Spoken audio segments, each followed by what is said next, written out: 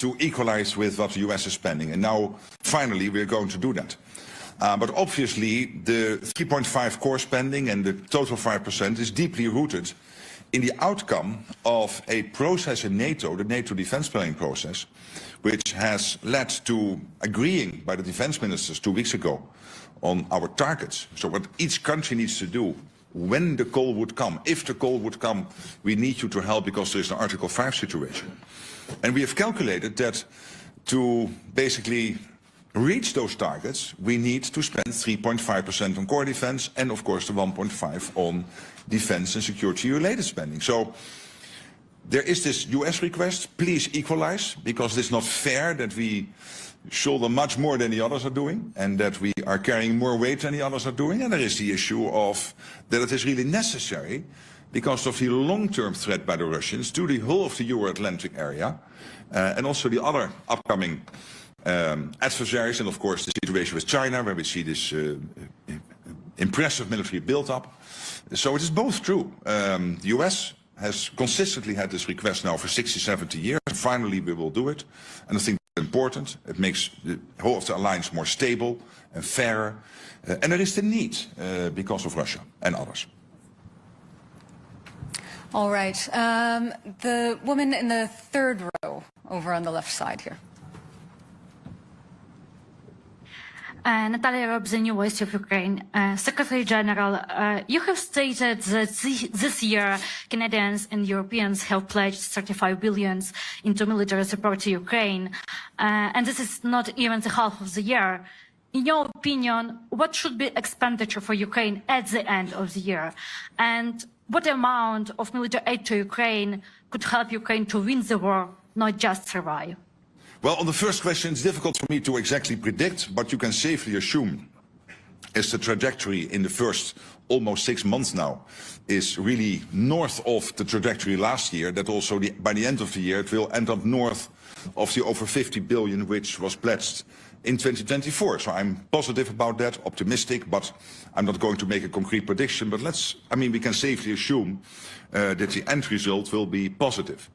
And of course, what we are doing here, we have to make sure that Ukraine can stay in the fight, that Ukraine has what it needs to be as strong as possible. But obviously, we are all also working on getting a peace deal done or a long-term ceasefire done. And then we have to make sure that Ukraine has what it needs to prevent Vladimir Putin from ever trying this again in the future.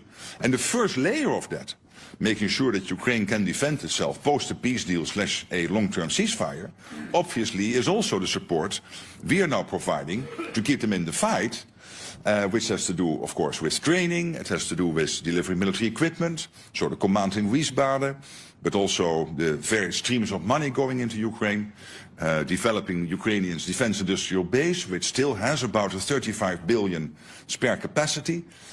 So this all together will help Ukraine to be as strong as possible now, but also to deter the Russians post a peace deal / a ceasefire.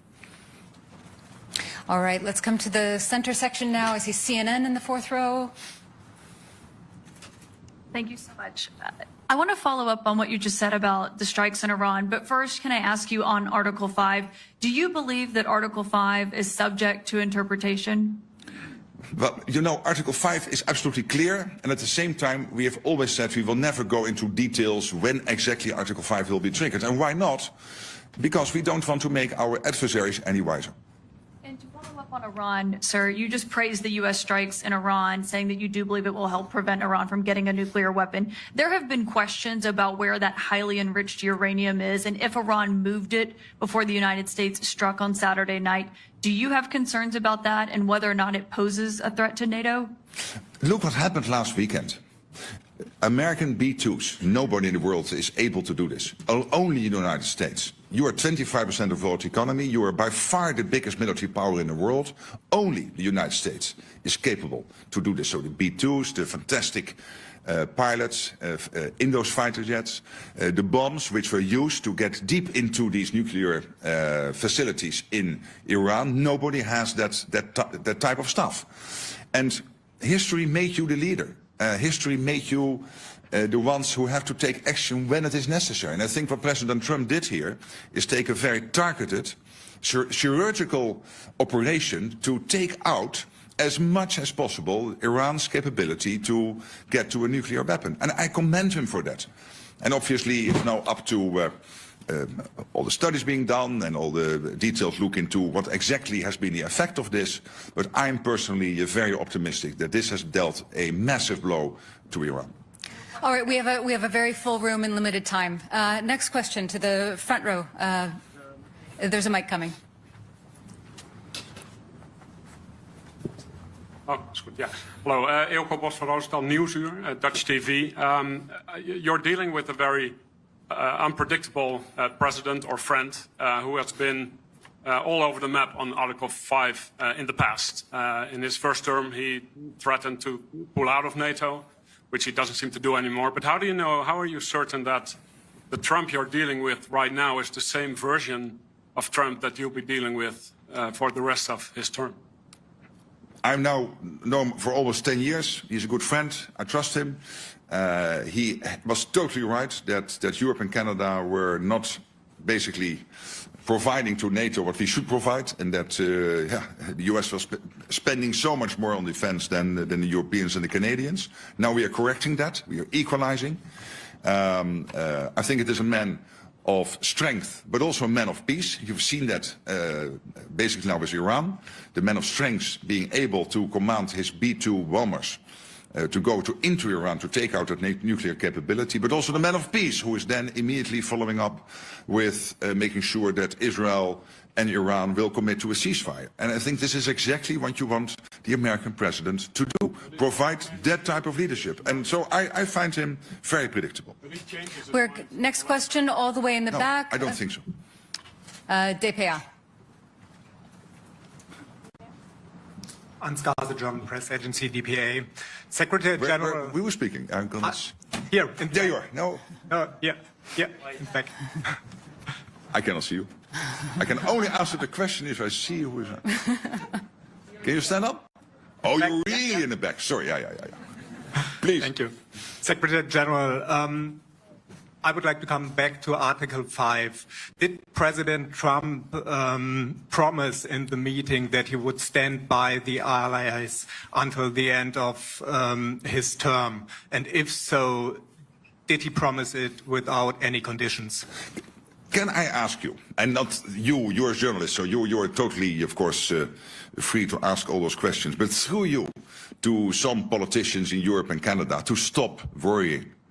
The United States is totally committed to NATO. The United States is totally committed to Article 5. How many times do we want them to say this? And as I said before, we have now had half a year when we constantly ask the US, are you with us, with NATO, with Article 5? So let's look for another country in NATO, one of the other 31, Iceland, the Netherlands, France or Canada, for the next half year to answer that question. All right, limited time, lots and lots of questions. The woman in the green jacket here in the third row. Kathy Newman, Channel 4 News. Hi. Hello. You described in the communique Russia as a long-term threat. Isn't Putin an immediate threat? Did you water that language down to get agreement? No. Of course, if you're a long-term threat, you're also a short-term threat. So he is a threat now, and he is a threat in the long term. All right, same row, the woman in the white shirt with the glasses.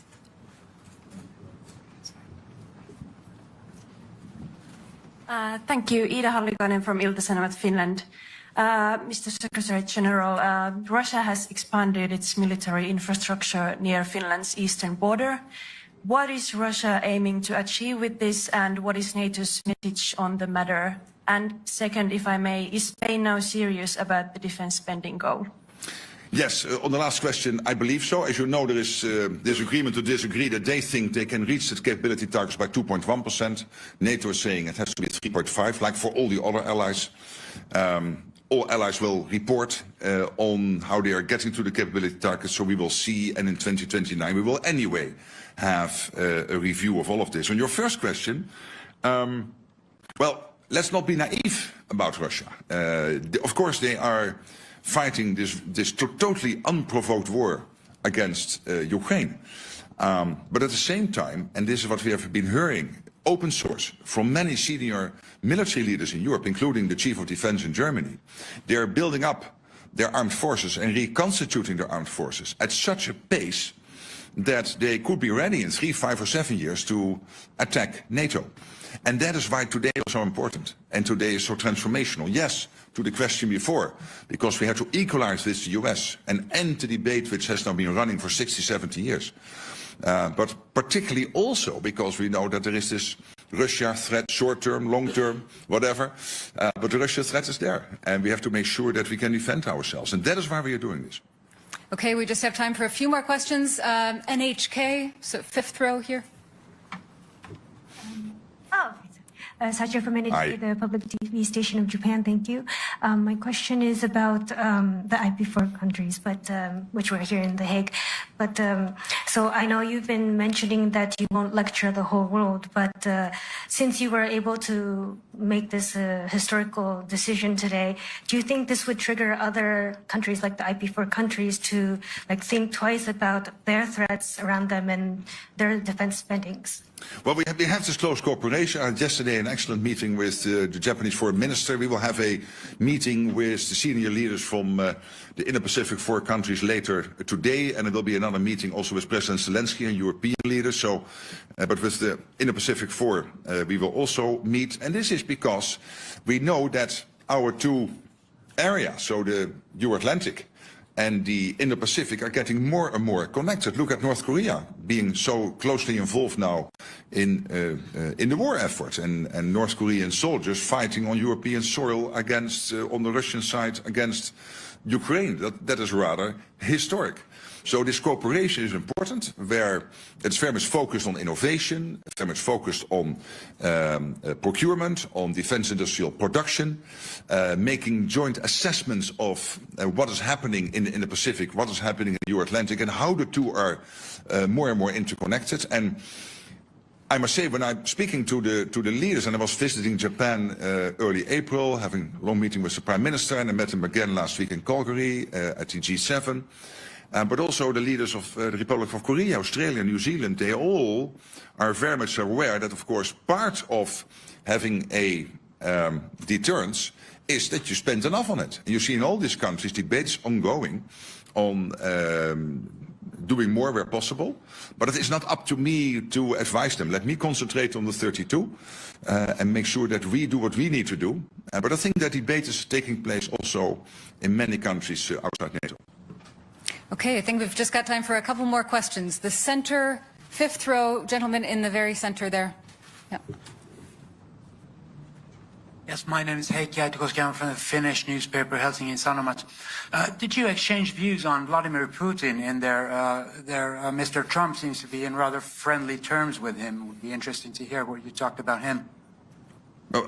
I've not changed my views on Vladimir Putin. I don't trust the guy, and of course I had a lot of dealings with him personally when we had a terrible situation with flight MH17, the Malaysian airline flight MH17, being shot out of the air by Russia in July 2014, and Putin telling me that he was not present in the Donbass and that he had no dealings in Ukraine and this, that and the other, and these were all lies. We know that.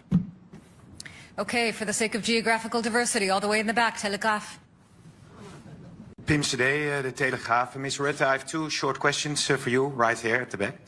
How do you think Vladimir Putin will look at this NATO summit in The Hague and the appointments being made between the 8 NATO allies? The other question, completely different one, but how big is the role of the Dutch King, Willem-Alexander, the Queen, and also Amalia in organizing this NATO summit and making it into a success? A big role. Last night was really amazing, and I mean, we are both Dutch, and we can be very fortunate to have this royal family. Of course, they have that overview, which many politicians who are there for 1 or 2 terms can never compete with. So we have a king here in the Netherlands who is now in that position for 12 years. And you sense that. I mean, the breadth, the benefits from which he is speaking, including with the American president and other leaders, is really impressive. And I've seen the same before with his mother, Queen Beatrix. So that is one of the huge advantages of having a monarchy. And I would say, well, to your and my country, let's be happy and let's be glad and grateful that his family is willing to do that. On the other question, I mean, look what Putin achieved. He wanted to divide the West, and now Finland and Sweden have joined NATO. He wanted to divide the West, and now we have committed to a 5% spending target. So he cannot be very happy, and he should not be very happy. All the way in the front, on the left. Never give the microphone away. Give it up so that you can see me. Dejan Šejnović, Nezavisna newspaper from Bosnia and Herzegovina. Thank you very much for this opportunity. So for the West Balkans, for the first time, long time, it hasn't been mentioned in the communique. What does it mean for our region? You yourself were several times talking about the importance of the region for the alliance. So what can you tell us why it's not mentioned? Yeah, but again, this is not your traditional communique which you would see in the UN or in NATO in the past, where you would have 60 pages, 90 paragraphs, basically talking about the world from the birth of Jesus up to today and everything in between. I mean, that's done. We try to focus. So we are still very much concerned. KFOR is there in Kosovo. EUFOR is there in Bosnia and Herzegovina. I was visiting the region, had extensive talks with the leadership in Bosnia, in Kosovo. I had a dinner in Brussels with the president of Serbia. So we are very much involved as NATO. The EU, of course, is very much involved. We closely coordinate with Kaja Kallas and Ursula von der Leyen on the European side. But what we really want to do here is not to recall all the language, like the irreversible path of Ukraine into NATO. It's still there, nothing changed. But really to focus on 3 core issues in 5 paragraphs. And one of the paragraphs is about the next meeting. So basically 4 paragraphs. And that is about, as you know, production, spending, and Ukraine. Okay, final question to the young reporters in the front. Yes. We'll get a mic to you. Just a moment.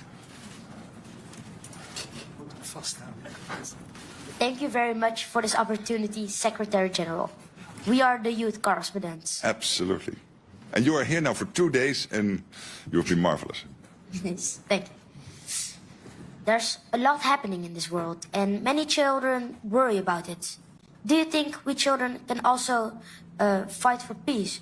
Or should we trust that you could bring peace to the world? Thank you. But I cannot personally bring peace to the world. What we can do collectively is to make sure that we are so well prepared, we are so strong, that nobody will ever attack us.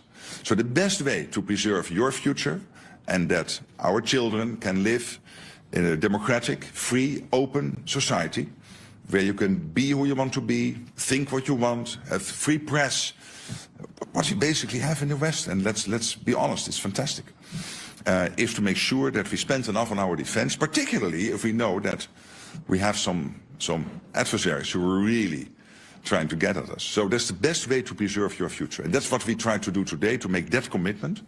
But you standing here is really touching, and we have seen each other now for 2 days. We know each other for some longer time. I really want to thank you both, and in you, all the free press sitting in this room, for your fantastic work, and see you soon in Brussels or elsewhere. Bye-bye.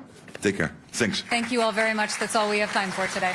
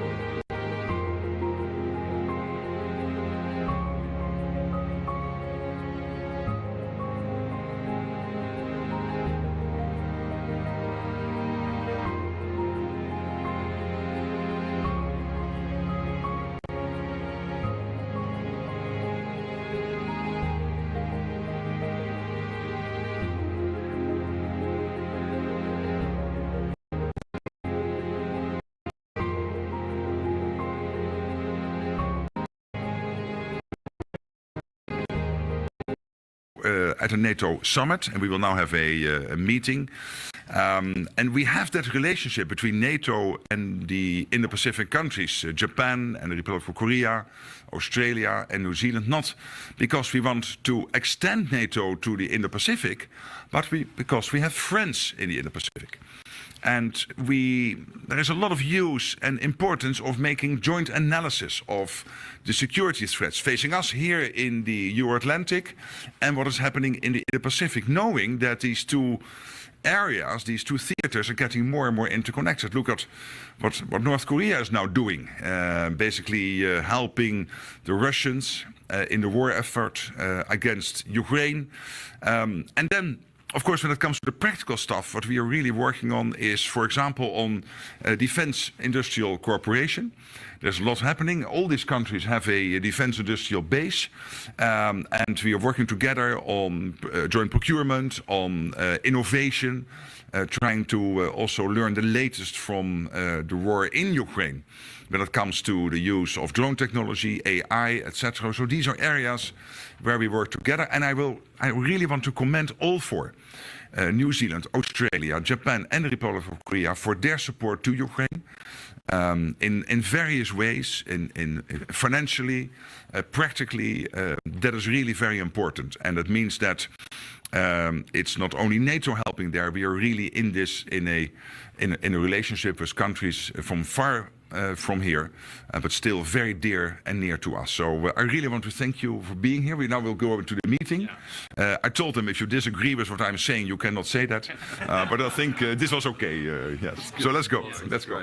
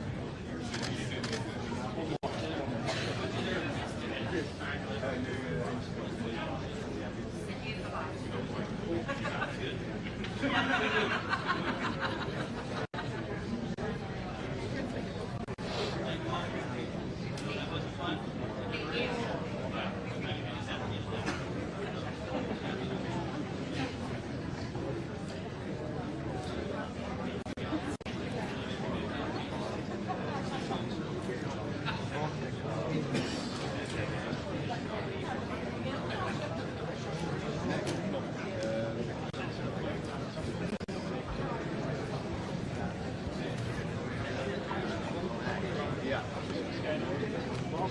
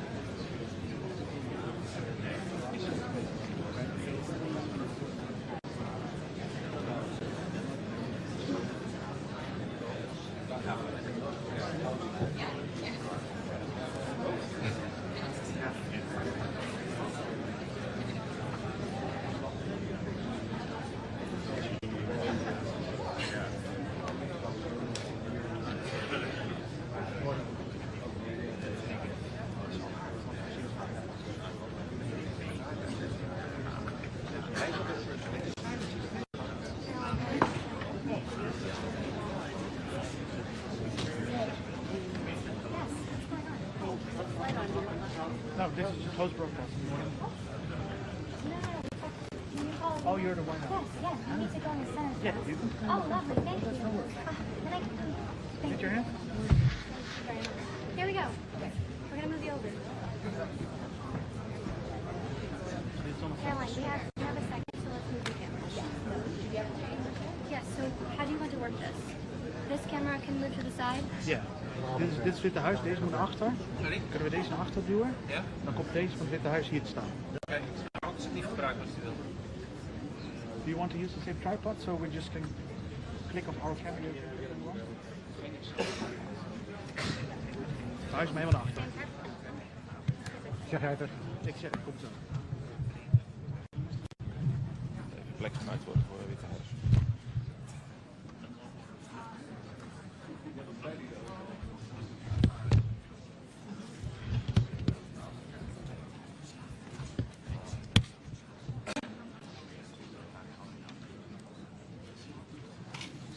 Ze zijn niet heel vriendelijk, zeg maar.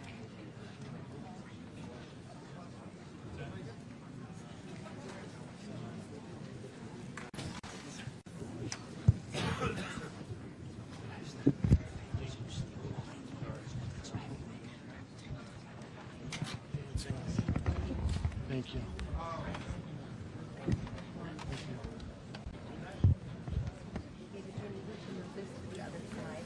Ja, ja. Maakt het uit.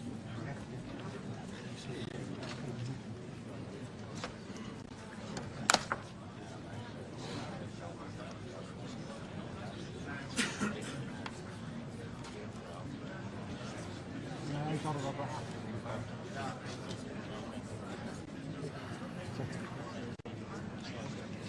Ja, ze willen gewoon een eigen ding.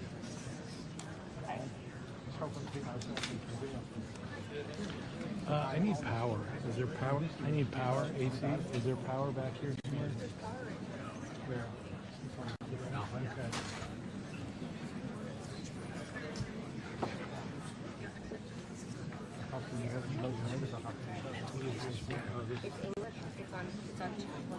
Okay. Okay. What else do you need to know? Let me come up there.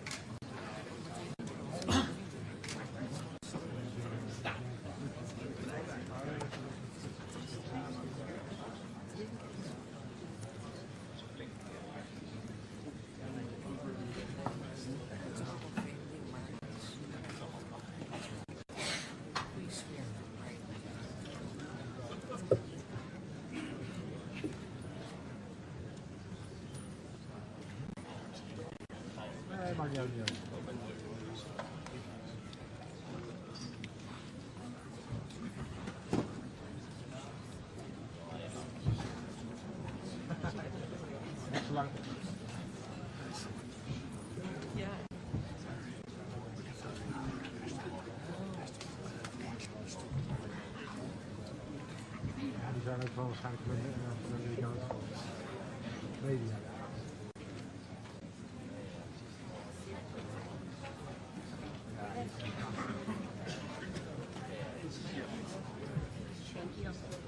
David, Ethernet is right behind you. Ja, dat kan ik verstaan. Thank you.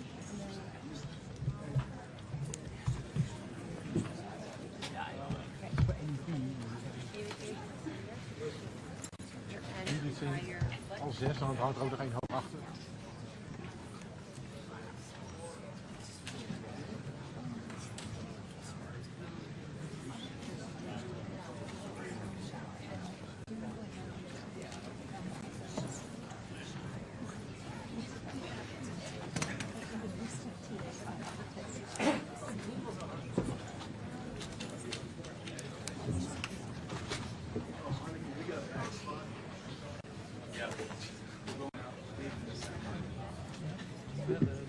Misschien op een handschud of zo, dan mogen ze gaan staan. One that you said is also mine.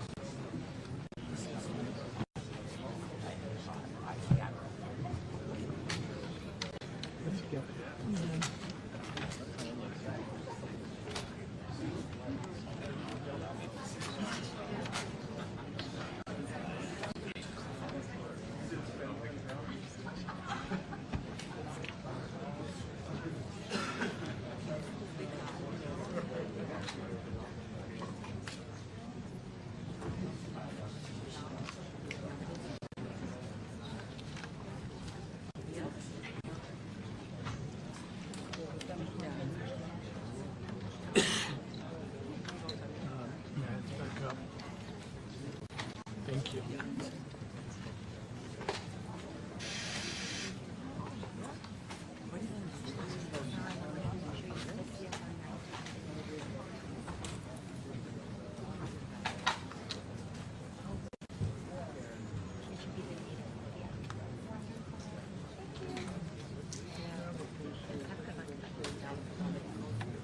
Thank you.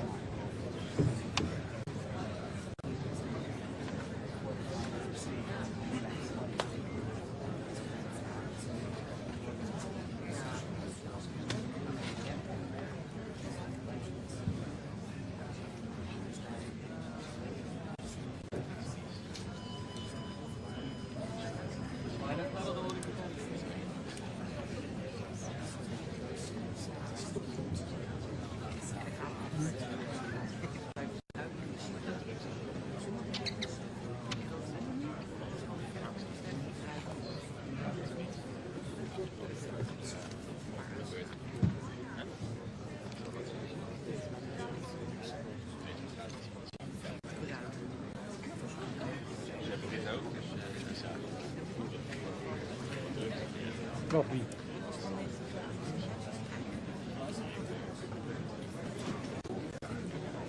Natuurlijk.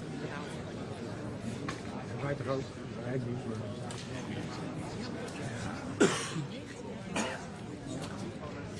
Zeker.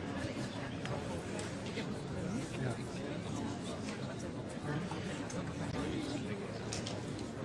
Ik heb het gemist.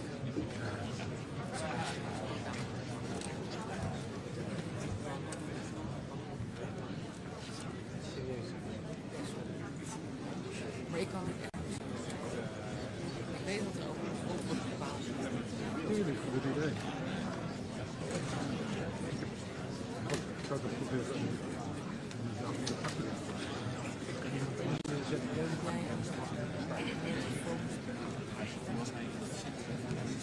Iedereen maakt het ook doen. Wees sorry. Nee. Nee.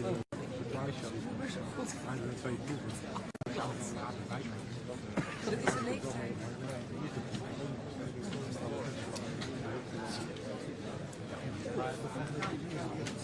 Ik kan audio en lange lezen.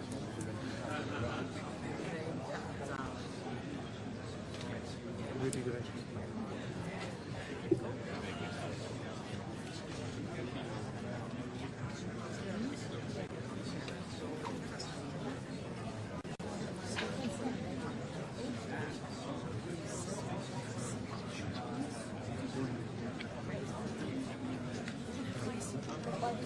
Ja, ja.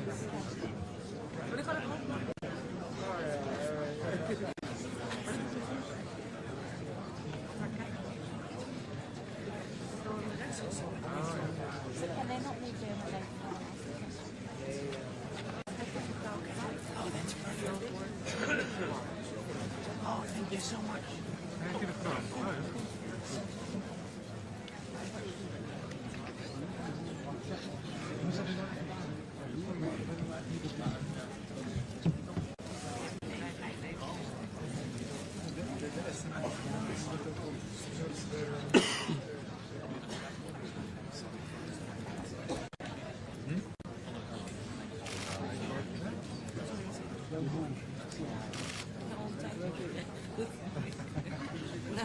De laatste update is nog steeds dat het niet is. Oh ja.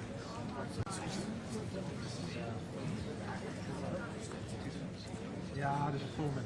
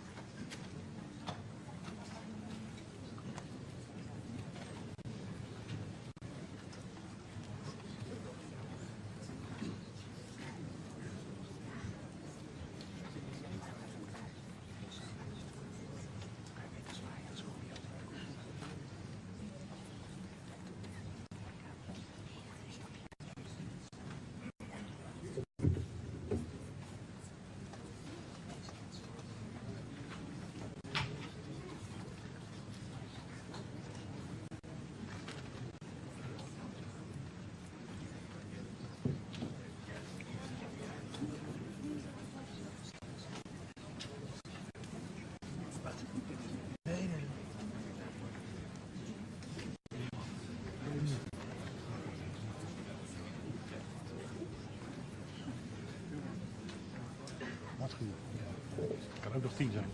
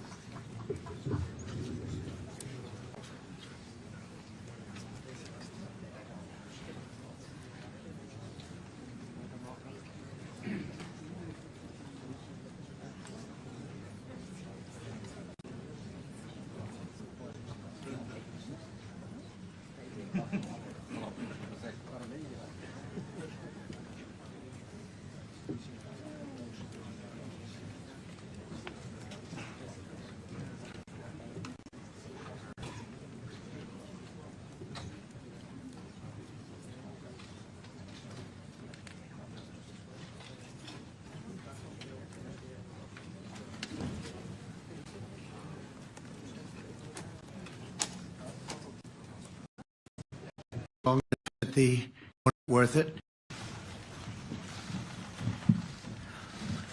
Well, thank you very much. This has been an honor. It was a fairly long trip, but worth it. Tremendous things have been accomplished, as you probably noticed. Listened to a lot of wonderful speeches from the heads of a lot of wonderful countries. But I want to thank you for joining us at the conclusion of a highly productive NATO summit in the Netherlands. I want to thank them for the royal treatment they've given us. Couldn't have been nicer. And it's a beautiful country, really a beautiful country. Coming in, I saw the most beautiful trees. In fact, I want to bring some back with me. I want to also thank, I had breakfast this morning with the King and Queen, and they're incredible people.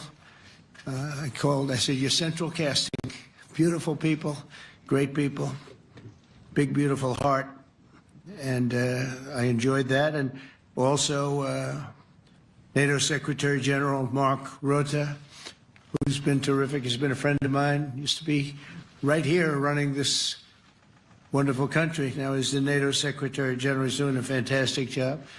And the Prime Minister, we appreciate everything you've done. And as you know, last weekend, the United States successfully carried out a massive precision strike on Iran's nuclear enrichment facilities, and it was very, very successful. It was called obliteration.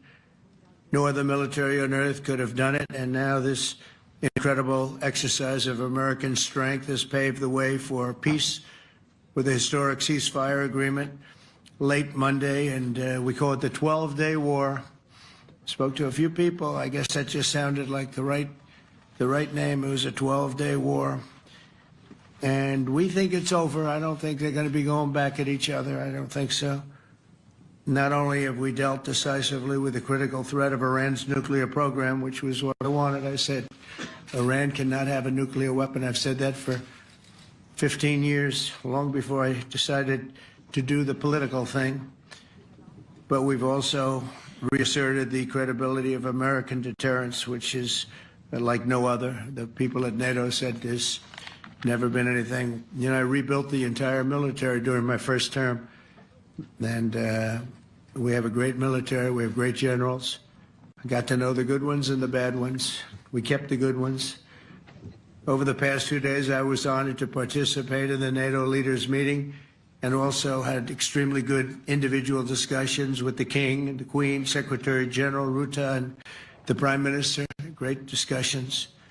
Very knowledgeable people. Major focus of our conversations at the summit was the need for other NATO members to take up the burden of the defense of Europe, and that included the financial burden. As you know, it was 2%, and we got it up to 5%. And they said, a couple of them came up to me, one in particular said, "Sir, we've been trying to get it up to 3% for 20 years, and we haven't been able, and you got it up to 5%. So they're going to be, most of them, I guess almost all of them, are going to be contributing now 5%. A number that people are surprised at, but you need it today. The United States accounts for 2/3 of all NATO defense spending. And since I began pushing for additional commitments in 2017, believe it or not, our allies have increased spending by $700 billion. I said to people, you don't have any money, and a lot of them weren't paying. And so I started the process, and I picked it up as soon as I got back, which is 6 months ago. And following my election last November, almost all have accelerated plans to reach the 2%, 3%, 4%, and then ultimately, very quickly, 5%. And all of this is going to be done very quickly, almost immediately. You probably know this as well as I do. I'm sure they've been talking about it. It's really been a big focus. In a very historic milestone this week, the NATO allies committed to dramatically increase their defense spending to that 5% of GDP, something that no one really thought possible. And they said, "You did it, sir, you did it." Well, I don't know if I did it, but I think I did. This will be known as the Hague Defense Commitment, which is pretty good, pretty appropriate. When the allies reach this number, it will add more than $1 trillion a year. Think of that, $1 trillion per year to our common defense, and this is a monument really to victory, but it's a monumental win for the United States because we were carrying much more than our fair share. It was quite unfair, actually. But this is a big win for Europe and for actually Western civilization. For years, past administrations failed to get most allies to contribute even the 2%. I remember when I came here, we had 4 countries that were up to 2%, and I remember Poland was there. A couple of them were there, and but most of them were. We had 28 at the time, as you know. It's increased a little bit, and they've agreed now to more than double their budgets in all cases. And Europe stepping up to take more responsibility for its security will help prevent future disasters like the horrible situation with Russia and Ukraine, and hopefully we're going to get that solved. Last week they lost 7,000 soldiers, mostly soldiers, but they're also getting hit in Kiev. They're getting hit in some of the towns also. And that means life. Life is disappearing also in the cities and towns. Should have never happened, would have never happened if I was president. I said it 1,000 times, and it never did happen. It's never even thought about. But it's vital that this additional money be spent on very serious military hardware, not bureaucracy. And hopefully that hardware is going to be made in America because we have the best hardware in the world. You saw that where 14 missiles were shot at us the other day. And they were very nice. They gave us warning. They said, we're going to shoot them. Is 1 o'clock okay? They said, it's fine. And everybody was emptied off the base, so they couldn't get hurt except for the gunners. They call them the gunners. And out of 14 high-end missiles that were shot at the base in Qatar, all 14, as you know, were shot down by our equipment. Amazing stuff. Amazing that they can do. It's like shooting a bullet with a bullet. It's the same thing if you think about it. 14 out of 14, and they weren't even that surprised. I said, do you do that well often? They say, we pretty much do, sir.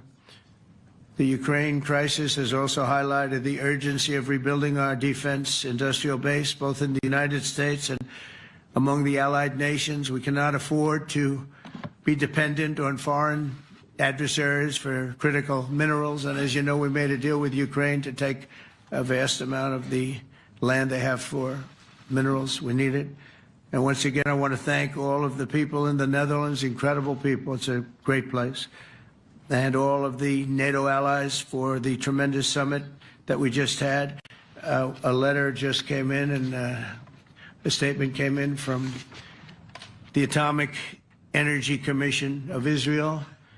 And I just wondered, this is an official letter, and they're very serious people, as you know. The devastating U.S. strike on Fordo destroyed the site's critical infrastructure and rendered the enrichment facility totally inoperable. It was devastated. We assess that the American strikes on Iran's nuclear facilities has set back Iran's ability to develop nuclear weapons for many years to come. This achievement can continue indefinitely if Iran does not get access to nuclear material, which it won't. It's so sad that that whole thing had to go.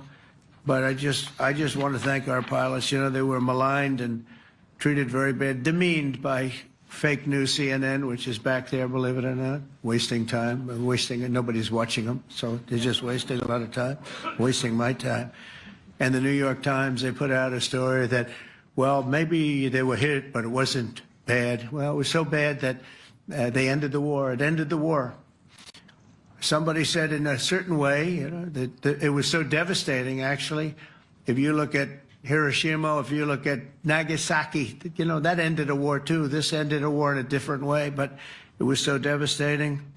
Also, they have, out of Dubai, just came that Iran's foreign ministry spokesman, this is Iran's foreign ministry, says its nuclear installations were very badly damaged by the American strike. So what bothered me about these reports were fake reports put out by the New York Times, failing, I call it the failing New York Times because it's doing terribly. Without me, it would be doing no business at all. But, and by fake news, CNN and MSDNC, all of these terrible people, you know, they have no credibility. You know, when I started, they were at 94% credibility, the media. Now it's at 16%.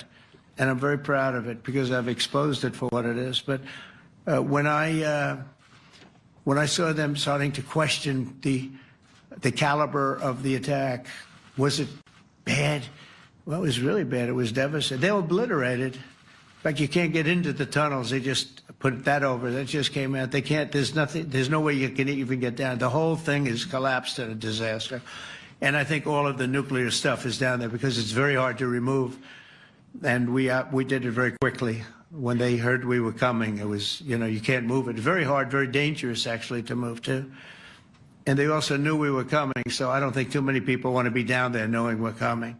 With the bunker busters, as we call them, we're the only ones that have them. We have the best equipment, best nuclear equipment, and we have the best equipment in the world. And by the way, we can't forget our submarine, which was out there, submarines actually, but submarine was out there. We shot 30 rockets into an area, every single one of them. I think it was almost 400 miles away, I think, Pete, right? 400? And long. It was in the ocean, long ways away. And we shot a total of 30 Every single one of them hit within 9 inches from where it was supposed to be. It took out a lot because we didn't do just Fordo. We did 2 others in addition, which hadn't been completely destroyed. So we hit them with a submarine from hundreds of miles away. Amazing, just amazing equipment. Greatest submarines in the world. Nobody's even close. They're 20 years behind us when it comes to submarine technology. So that's one, and the other was from the Atomic Energy Commission, and they have about 3 or 4 of them now coming in from Atomic Energy Commissions from various places. But the one that we have that just came out, we released it a little while ago, was from the Israeli Atomic Energy Commission, but numerous of them are getting to see the site, and the site has been demolished. And again, we had these brave patriots, these incredible flyers, these people that can fly a plane better than anybody can fly a plane, going into very hostile territory, flying into the territory that has got more missiles and things pointed at it. But it was very stealth. They didn't get to see it. It was dark. That's the amazing thing about the shots. They hit the shots perfectly, and yet it was dead dark. There was no moon. There was no light. It was virtually moonless. It was very dark, and the shots were hit perfectly. But when they get demeaned, and they were very upset about it because they knew how strong it would be. Back in Missouri, the pilots flew about 36 hours, 2 ways, far distance, and in those incredible B-2s. And we then had the F-22s, and we had the F-35s, and we had other planes, and we had, I think, a total of 52 tankers. That means the big tankers, because the refueling was a lot for all of the different planes that we sent. Incredible operation, and I have to say, General Raisin Kane was incredible. That's why he beat ISIS, and we beat ISIS in a matter of weeks. I was told it would take 4 to 5 years. We did it in a few weeks. And he was great. That's why he's the head of the Joint Chiefs of Staff right now, because I had a very good experience with him. He knocked out ISIS in a period of literally a few weeks. Amazing. And it was supposed to take a few years, 5 years to be exact. So we had a great victory there, and we then came here, and I think we had a great victory here. But this is an ongoing project. This is the safety of Europe, the safety of the world. And they've raised it from 2% to 5%, something which nobody, and you're talking about over $1 trillion a year. So we're talking about a lot of money coming in from countries that were not paying nearly enough to be effective. So I have, as you know, Marco Rubio with me, and Pete Hegseth, Secretary of State and Secretary of War. Should we say Secretary? You know, it used to be called Secretary of War. Maybe for a couple of weeks we'll call it that, because we feel like warriors. Used to be called Secretary of War. In fact, if you look at the old building next to the White House, you can see where it used to be Secretary of War. Then we became politically correct, and they called it Secretary of Defense. I don't know, maybe we'll have to start thinking about changing it, but we feel that way. Do we have any questions, please? Wow. That's a lot of questions. Who's a nice person? Oh, you're not a nice person, but I'll let you ask one. Go ahead. What's he going to ask? He is not nice at all. I know him well. Thank you, Mr. President. Yeah. Thank you for taking the time before flying home. You just said you believe the conflict between Israel and Iran is over. What makes you so confident it is? And what do you do if it isn't? Because I dealt with both, and they're both tired, exhausted. They fought very, very hard and very viciously, very violently, and they were both satisfied to go home and get out. And can it start again? I guess someday it can. It could maybe start soon. I think a big telltale sign was when, as you know, Iran somewhat, by not much, violated the ceasefire, and Israel had the planes going out that morning, and there were a lot of them, 52 of them. And I said, you got to get them back. And they brought them back. They didn't do anything. They brought them back. It was very good. I thought it was amazing, actually. They have fought a hell of a war. They fought very hard. I think the war ended, actually, when we hit the various nuclear sites with the planes. And I just hope you people can give these pilots, these are the best pilots in the world. They're the best shots in the world. They call them shots. That's what they are. And wait a minute. And I just hope you can give them the respect they deserve, because they came home to fake news. And like, oh, gee, there was hardly any damage. The things are decimated. So, but I think, no, I think they're very much finished. I think Israel's going to get back to doing what they do. And I think that Iran's going to get back. You know, Iran has a huge advantage. They have great oil and they can do things. I don't see them getting back involved in the nuclear business anymore. I think they've had it. They've been at it for 20 years. And I don't see that happening either. Now, if it does, we're always there. It won't be me. It'll be somebody else. But we're there. We'll have to do something about it. Yes, please, go ahead. Go ahead. Oh, fake news, CNN? Oh, yeah, here we go. Wait till you hear this question. You should really say how great our soldiers and our warriors are. I think everyone appreciates our soldiers and our warriors. I do have two questions for you, Mr. President. You just cited Israeli intelligence on these attacks. Earlier, you said U.S. intelligence was inconclusive. Are you relying on Israeli intelligence for your assessment of the impact of the strikes? No, this is also Iran made the statement. And it's also, if you read the document that was given that Pete can talk about if you'd like, the document said it could be very severe damage. But they didn't take that. They said it could be limited or it could be very severe. They really didn't know, other than to say it could be limited or it could be very, very severe. And you didn't choose to put that because it was very early after. Since then, we've collected additional intelligence. We've also spoken to people who have seen the site, and the site is obliterated. And we think everything nuclear is down there. They didn't take it out. Okay, question? Please, go ahead. Go ahead. Yeah, blue dress. Thank you so much, Mr. President. Yesterday, you said China can now continue to purchase oil from Iran. Yeah. Are you giving up on your maximum pressure campaign? Because there's sanctions right now. With who? On Iran. No, look, they just had a war. The war was fought. They fought it bravely. I'm not giving up. They're in the oil business. I mean, I could stop it if I wanted. I could sell China the oil myself. I don't want to do that. They're going to need money to put that country back into shape. We want to see that happen. No, if they're going to sell oil, they're going to sell oil. We're not taking over the oil. We could have, you know. I used to say with Iraq, keep the oil. I could say it here, too. We could have kept the oil. No, China is going to want to buy oil. They can buy it from us. They can buy it from other people. But you're going to have to put that country back into shape. It desperately needs money. Yeah. Yeah, please. Here we go. I'm picking the beauties today. Go ahead. Mr. President, Secretary General Rutte has described President Putin as an adversary, a threat, an enemy. Do you view him the same way? And in addition to that, you mentioned General Kane, your chief of staff, the chairman of the Joint Chiefs of Staff. General Kane. Yes. He has said that Mr. Putin has territorial ambitions beyond Ukraine. Do you view that in the same way? Possible. I mean, it's possible. I know one thing. He'd like to settle. He'd like to get out of this thing. It's a mess for him. He called the other day. He said, can I help you with Iran? I said, no, you can help me with Russia. Because, you know, in the last few weeks, we took care of India and Pakistan, Kosovo, Serbia. I think on Friday we have coming in the Congo is coming in, and Rwanda is coming in. That was a vicious war that went on, a machete war, heads chopped off all over Africa. They're coming in.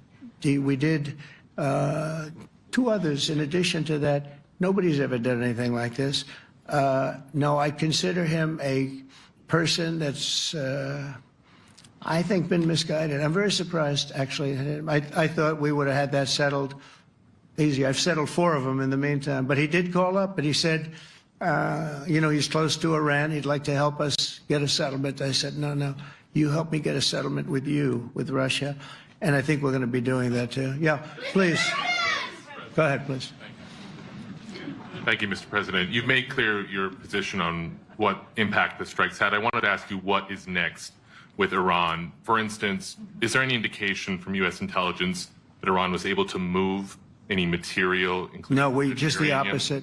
We think we hit them so hard and so fast they didn't get to move. And if you knew about that material, it's very hard and very dangerous to move. It's called, in many people, they call it dust, but it's very, very heavy. It's very, very hard to move. And they were way down, you know, they're 30 stories down. They're literally 30, 35 stories down underground. You think you got it all? Oh yeah, we think we got it. We think it's covered with granite, concrete, and steel. Can I ask you, are you interested in restarting negotiations with Iran? And if so, have they reciprocated? So Or is our this sort of people, settled? Marco could answer this, but our people are not, I'm not.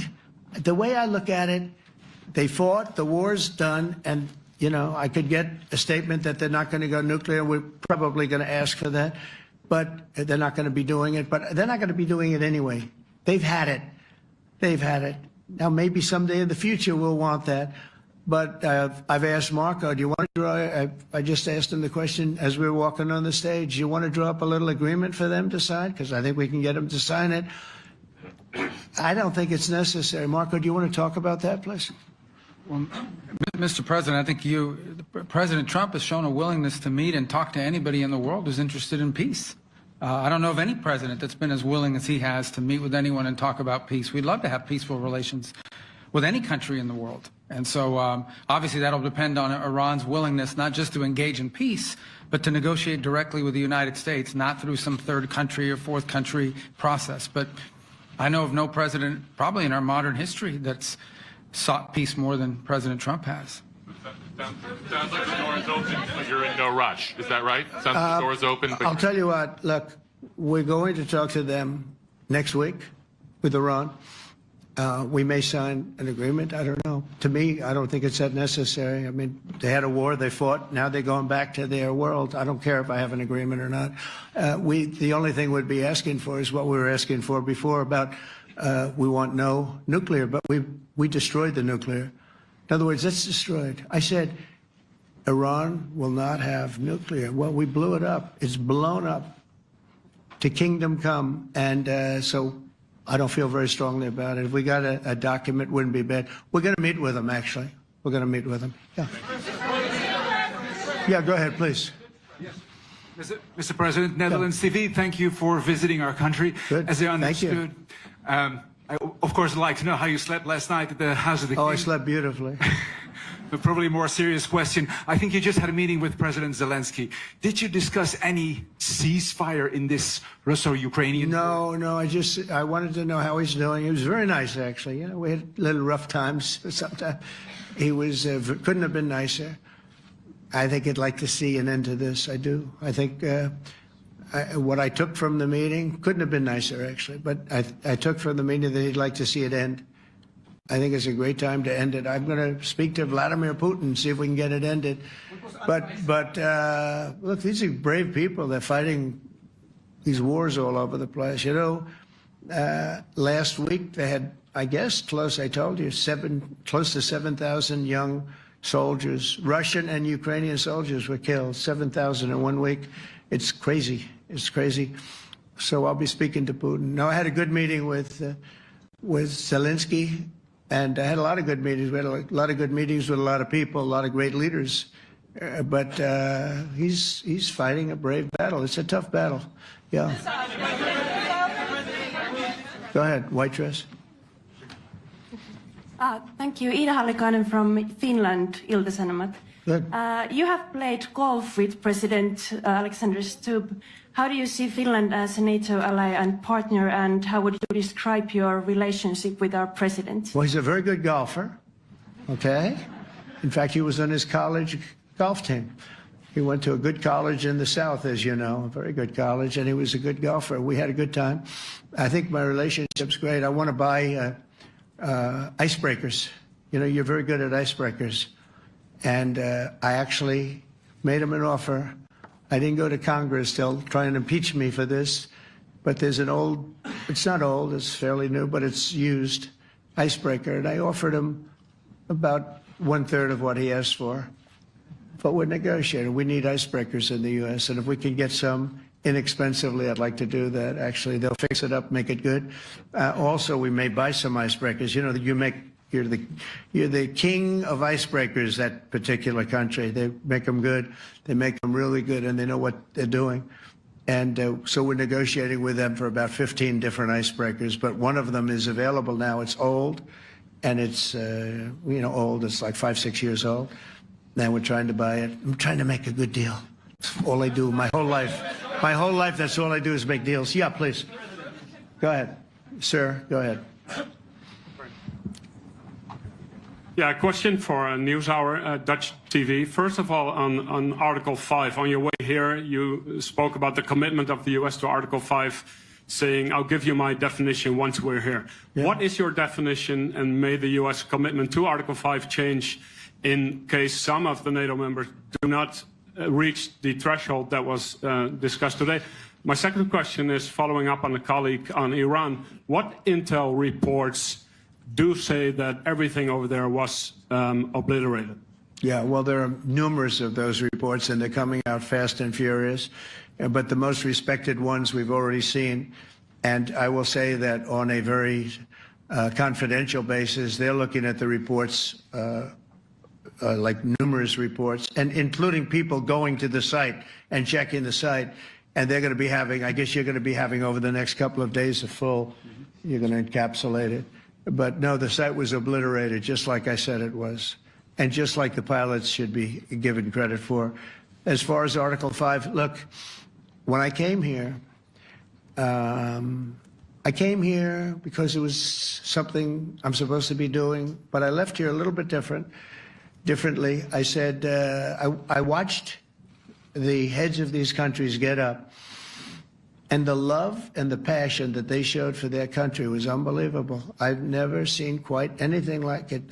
They want to protect their country, and they need the United States. And without the United States, it's not going to be the same. And you can ask Mark, or you can ask any of the people that were there. It was really moving to see it.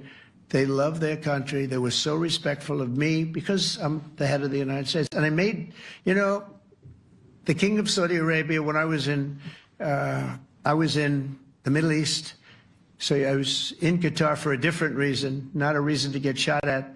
We were in there for economic development reasons, Qatar, UAE, and Saudi Arabia. All three leaders of those countries, and we took back $5.1 trillion into the United States. All three leaders said, you're presiding over the hottest country in the world. The United States right now is the hottest. Everybody wants to be there. Everybody wants a piece of it. He said, a year ago, your country was dead. You had a deadhead running it. You had a country that was dead, and it was dead. You had people pouring through the borders. You had inflation. You had everything. He said, you've made it in 5 months at that time. You've made it the hottest country. This is the hottest country in the world. The United States right now is the hottest country in the world. And when I was around that table, it was a nice group of people, many of whom I knew from previous.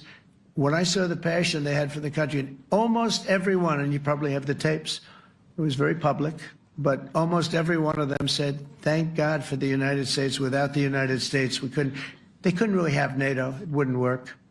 It wouldn't work. It will in the future because now they're paying much more money, but it wouldn't work. It was great. And I left here differently. I left here saying that these people really love their countries. It's not a ripoff. And we're here to help them protect their country. Okay, we'll do one or two more. Thank you, Mr. President. Yeah. A question on Spain. Are you satisfied with today? Oh, I think Spain's terrible what they've done. No, I do. They're the only country that won't pay the full up. They want to stay at 2%. I think it's terrible. And, they're doing very well. The economy is very well. And that economy could be blown right out of the water with something bad happening. Spain is the only country that... Are you from Spain? Yeah. Good, congratulations. You're the only country that is not paying. I don't know what the problem is. I think it's too bad. So we'll make it up. You know what we're going to do? We're negotiating with Spain on a trade deal. We're going to make them pay twice as much. And I'm actually serious about that. We're going to make Spain... I like Spain. I have so many people from Spain that it's a great place and they're great people. But Spain is the only country out of all of the countries that refuses to pay. And, so they want a little bit of a free ride. but they'll have to pay it back to us on trade because I'm not going to let that happen. It's unfair. It's unfair to NATO. All right, sir, please. Go ahead, right in the back. Yeah, you, tall one. The tall man. Mr. President, Johannes Petra from Austrian National Television. How are you? You once said that you would end the Ukraine war in 24 hours. You later said that sarcastically. Well, of course it was sarcastic. But you've now been in office for 5 months and 5 days. Why have you not been able to end the Ukraine war? Because it's more difficult than people would have any idea. Vladimir Putin has been more difficult. Frankly, I had some problems with Zelensky. You may have read about him. And it's been more difficult than other wars. I mean, look, we just ended a war in 12 days that was simmering for 30 years, frankly. We ended Rwanda and the Congo. It's coming to sign the documents. We've already signed basic documents, but they're coming, I think, to the White House on Friday. We ended Serbia was going to go at it. But maybe the most important of all, India and Pakistan. And that wasn't whether or not they may someday have nukes like we're talking about in the Middle East, like we're talking about with Israel and Iran. This is they have nuclear weapons. I ended that with a series of phone calls on trade. I said, look, if you're going to go fighting each other, it was getting very bad. You know how bad that last attack was. It was really bad. If you're going to go fighting each other, we're not doing any trade deal. No, no, no, you have to do a trade deal. They said, we're not doing any trade deal. And in fact, I had the general, who was very impressive. The general from Pakistan was in my office last week. You know, Prime Minister Modi is a great friend of mine. He's a great gentleman. He's a great man. And I got them to reason. I said, we're not doing a trade deal if you're going to fight. And if you're going to fight each other, we're not doing a trade deal. And you know what? They said, no, I want to do the trade deal. We stopped the nuclear war. Go ahead. Go ahead, Jeff. Here's another beauty, Jeff. He's a beauty, all right. Go ahead. Mr. President, to follow up on Ukraine, will the United States contribute any more money to Ukraine's defense this year to the $5 billion that allies are giving? And one question, you had another meeting with the Dutch opposition leader, Mr. Wilders. Can you tell us about that meeting? And are you upset about his anti-Muslim stance? I'm not upset about it. It's just his view. He's unhappy with the way things are going in this country and various countries. He was an opposition leader. And I was asked to meet with the opposition leader by the people that are running. I think they have some deal where if you have a meeting, you're supposed to meet with an opposition leader. I said, that's strange. We don't do that. But I met with I didn't know him. He seemed like a very nice guy, but he's in opposition to the current people, and that was set up by the current people. So I assume when I met with the Prime Minister, you're supposed to meet with the opposition. We'll have to try that sometime in our country. Let's not do it. But I thought he was very good. As far as money going, we'll see what happens. There's a lot of spirit. Look, Vladimir Putin really has to end that war. People are dying at levels that people haven't seen before for a long time. Go ahead. Go ahead. White shirt. Oh, she's all excited. Okay. So, BBC News Ukrainian. Where are you from? I'm from Ukraine. Oh. So my question to you is whether or not the U.S. is ready to sell anti-air missile systems Patriot to Ukraine. We know that Russia has been pounding Ukraine really heavily right now. Are you living yourself now in Ukraine? My husband is there. Wow. And I can see you it's amazing. And me with the kids, I'm in Warsaw actually, because he wanted me to be. Is your husband a soldier? No? He's there now? Yeah. Wow. That's rough stuff, right? That's tough. And you're living here? In Warsaw. And you're a reporter? I am. Good. So let me just tell you, they do want to have the missiles, okay, as they call them, the Patriots. And we're going to see if we can make some available, They're very hard to get. We need them too. We were supplying them to Israel. And they're very effective, 100% effective. Hard to believe how effective. And they do want that more than any other thing, as you probably know. That's a very good question.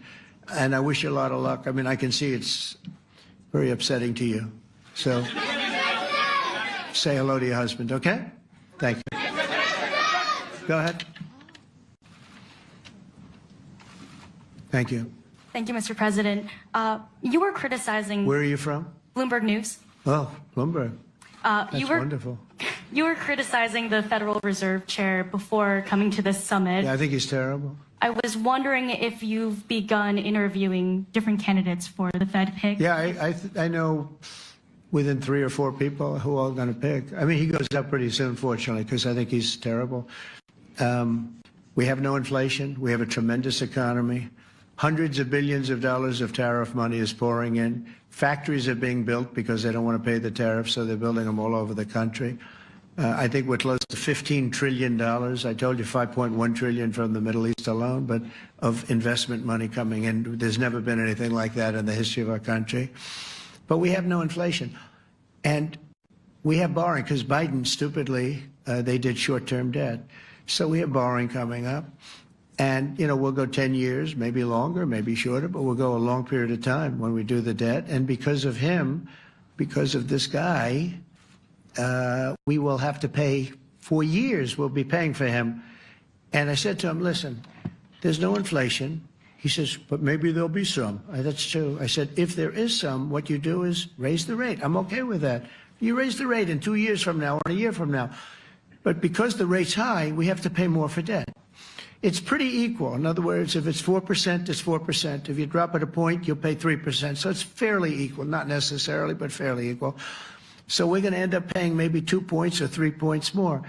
3 points would be about $900 billion a year because of this very average mentally person. He's an average mentally person. I'd say low in terms of what he does, low. Low IQ for what he does, okay? Wait, so instead of paying $900 billion, we don't want to pay 900 just because he doesn't want to lower the rate. I said, if there's inflation in 2 years or 3 years or 1 year from now, you raise the rate and you take care of the inflation, among other things. But he's probably a very political guy, I guess. I don't know. I think he's a very stupid person, actually. All right, one more. Let's go. How about you? Go ahead. She looks so happy and everything. Thank you. So I picked her. I'm from Spain, too. I'm Ana Buch from La Vanguardia. I wanted to know if... You're where from? Spain, too. I wanted to know if you want to... That's the Spain corner right there.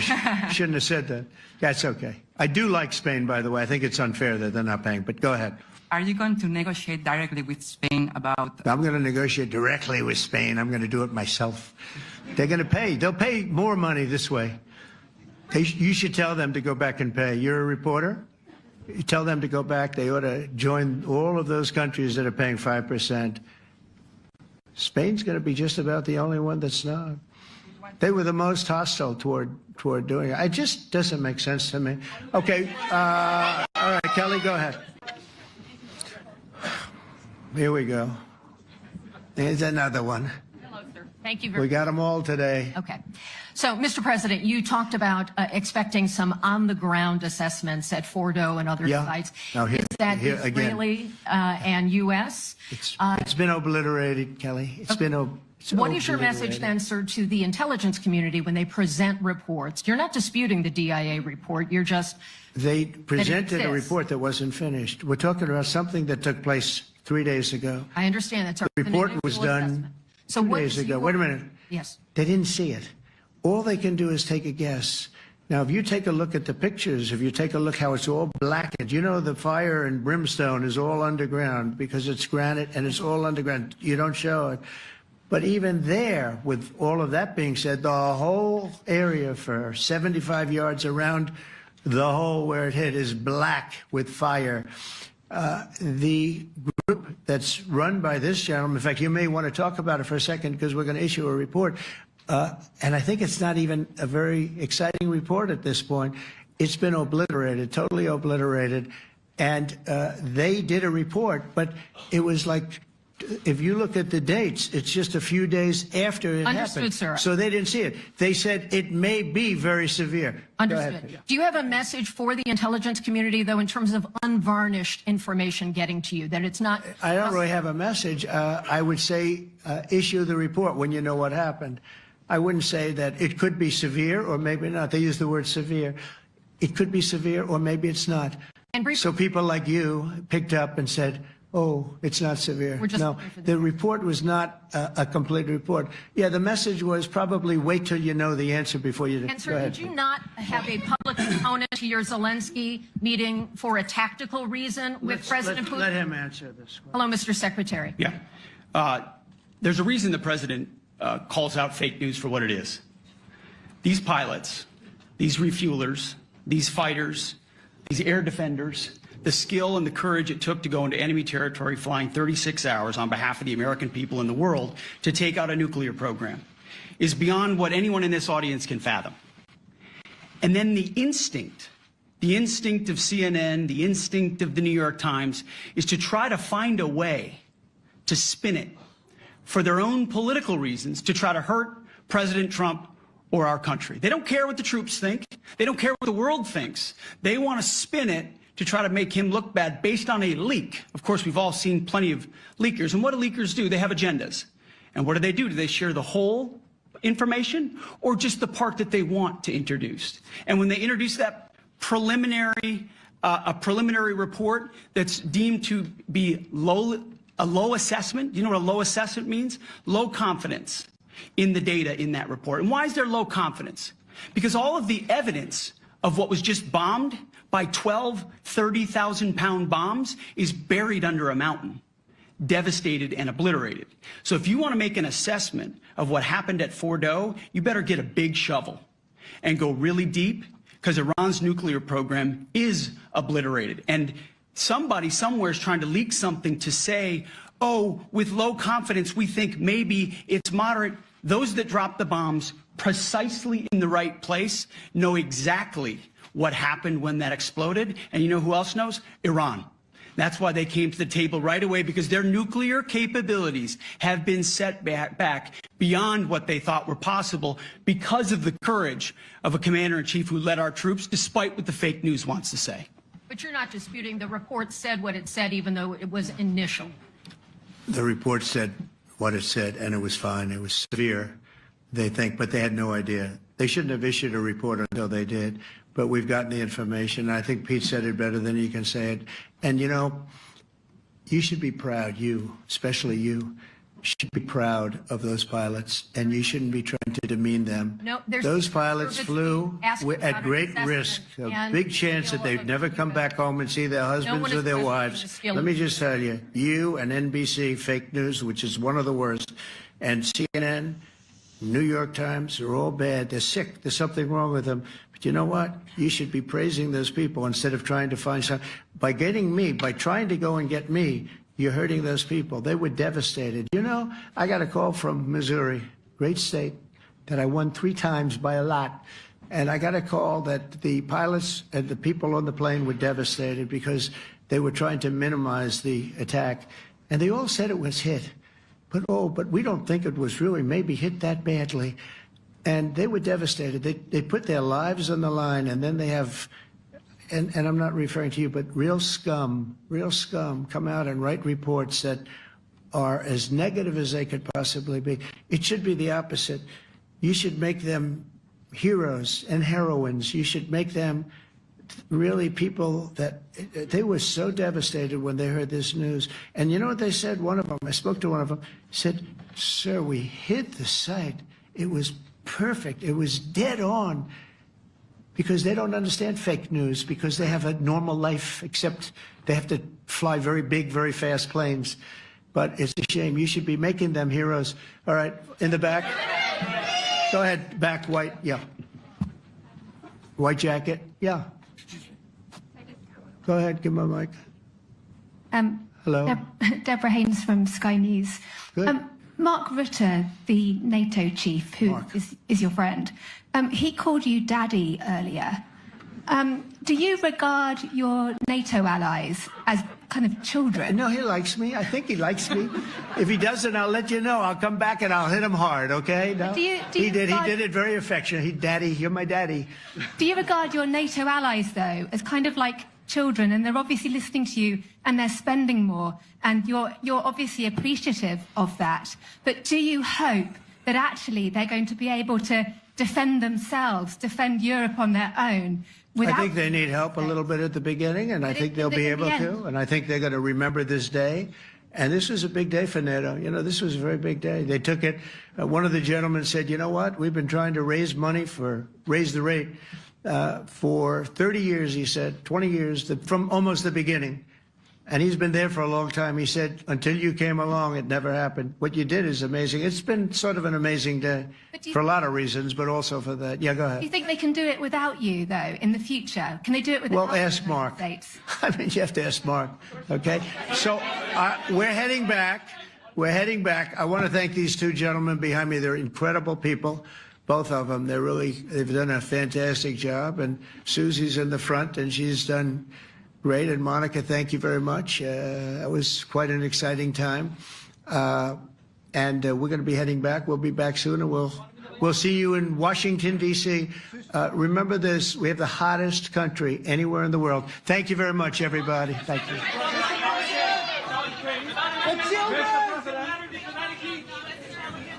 Do you trust American intelligence?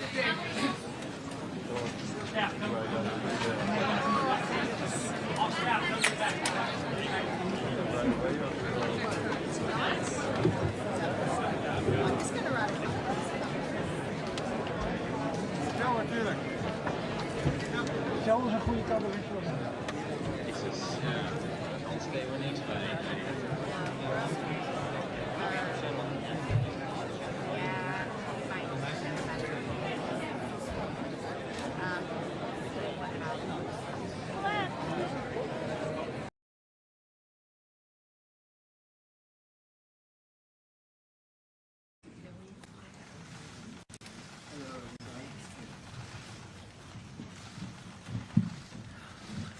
Well, thank you very much. This has been an honor.